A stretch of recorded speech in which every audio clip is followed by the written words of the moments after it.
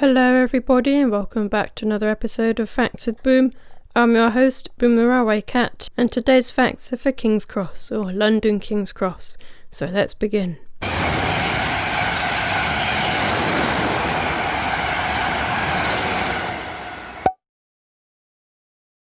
London King's Cross is the terminus of the East Coast Main Line, a line that goes from London to Scotland.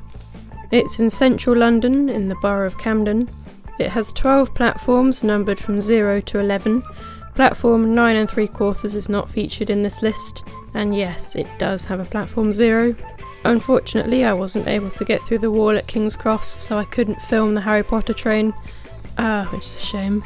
The refurbishment of King's Cross was finished in 2012. It included a new concourse, some more shops and cafes, and it added a whole new look to the front and the inside.